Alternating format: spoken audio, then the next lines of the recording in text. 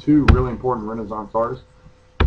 The major Renaissance artists that you guys need to know about are, one, Michelangelo.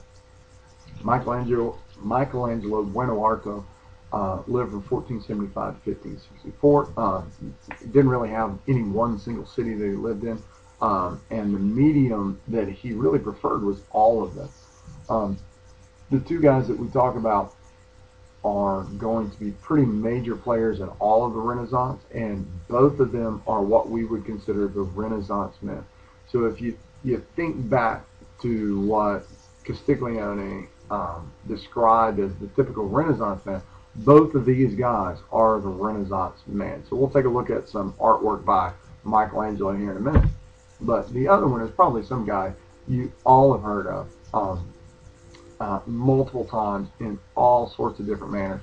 But that's Leonardo da Vinci. Leonardo da Vinci was born in 1452, died in 1519, worked all over Italy, worked throughout Europe, really, actually worked quite a bit in France.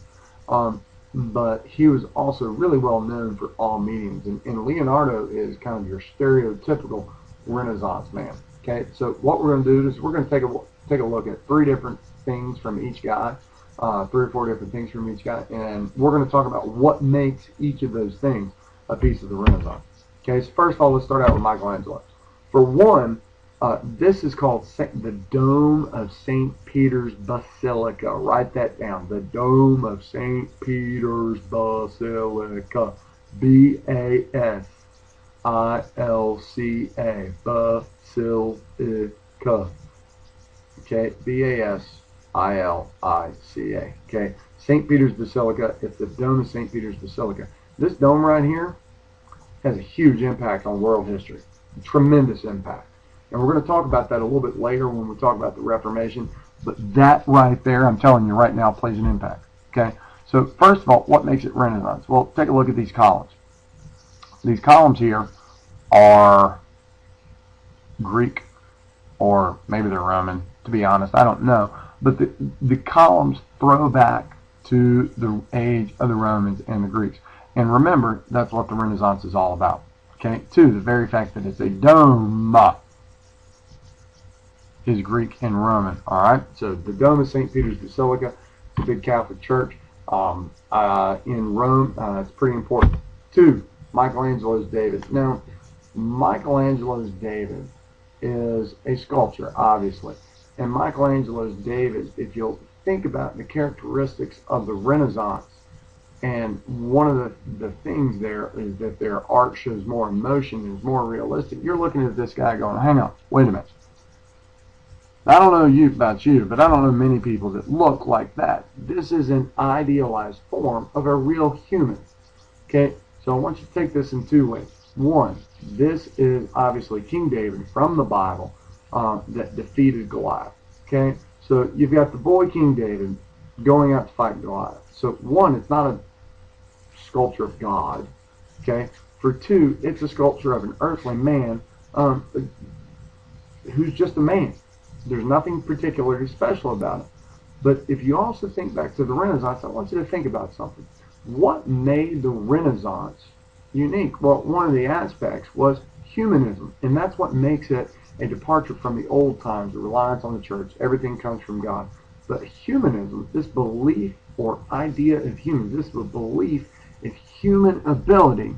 Okay, I'm going to show you how this painting right here illustrates human ability. Well, let's think about things. If we're humans, what do we do things with? What do we build with? We build with our hands, right? Okay, so if we have hands, we can do a lot of things. If we have a brain, we can do a lot of things. So I want you to take a look at him.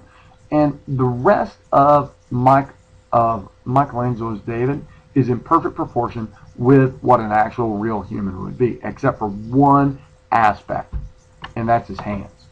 If you look at his hands are enormous. I don't know about your hands, but if I'm comparing my hands to the rest of my body, then they're not that big. See, you can't get away from my text messages sound anywhere. So my hands are proportional to my body, a little small even maybe. Okay, but Michelangelo's hands are actually huge. They are wildly out of proportion with his body. So I'm going to take a little arrow here, and I'm going to circle Michelangelo's hands. It's going to take a lot to do this. So I'm going to circle his hands. Michelangelo's hands are big because it illustrates that humans have the ability in our own hands to do and create our world. Not in our head, not from God, not anywhere else, but on our own we have the ability to create our own world. I think that's pretty cool, and Michelangelo fully intended to do that. All right, so let's take another look at a piece of artwork by Michelangelo, and that's the ceiling of the Sistine Chapel. Again, Michelangelo laid on his back for years on scaffolding, painting this fresco, ... Again, fresco or painting in white plaster or wet plaster.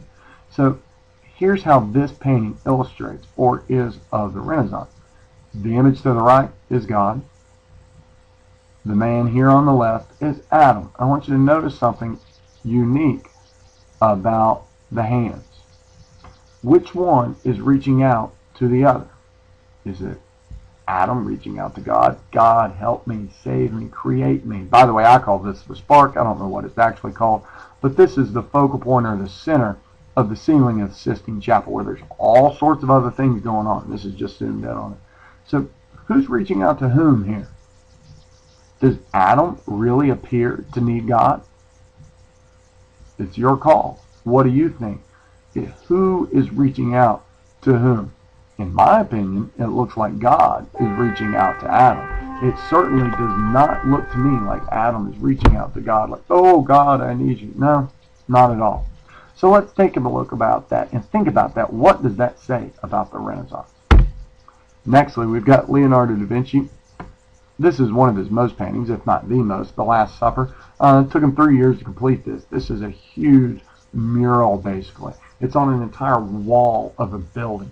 Okay, so this huge painting, sorry, that was probably wrong. Take a look, see where I'm wrong there, find out where Leonardo's Last Supper is, and see if you can't find that out. That's an extra credit assignment if you want. I'll give 2 points to the first person who tells me where Leonardo da Vinci's Last Supper is, when it was painted, well, when it was painted, you see, and how big it is and where it is right now. So you see the painting here.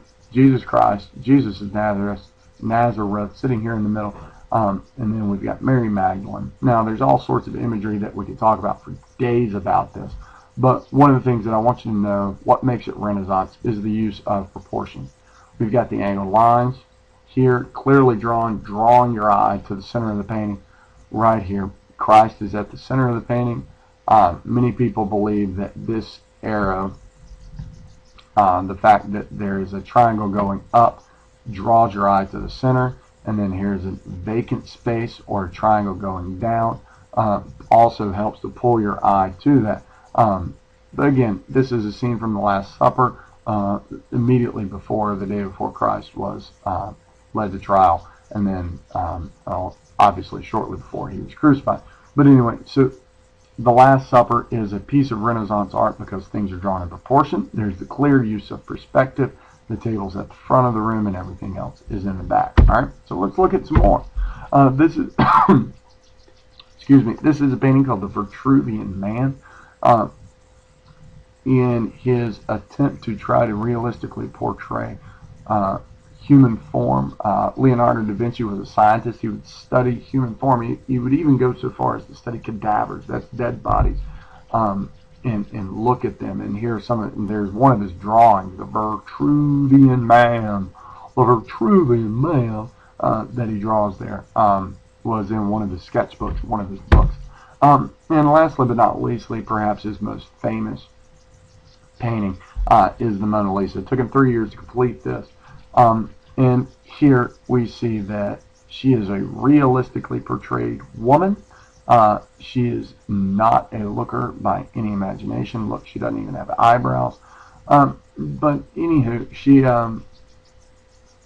she's just your average everyday woman. Now, you can look on your own and find out who she was, but what makes this Renaissance? Well, you can see, again, probably the use of triangles in his drawing. There's some focal point behind her head. She obviously is a little bit of a triangle there. But the use of perspective. Look at the background. Again, great detail like the other ones we've talked about.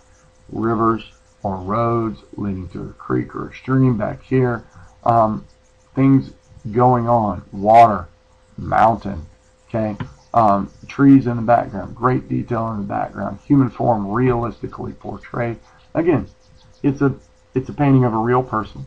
Okay, she actually did exist. There's all kinds of history behind it. I won't go into that right now because we don't really need to. But again, the focus on the human form as it actually exists is one of the major characteristics of the Renaissance. One more thing about the Vitruvian Man. Again, what makes it Renaissance? The focus on humans, the focus on who we are, the focus on what we actually are.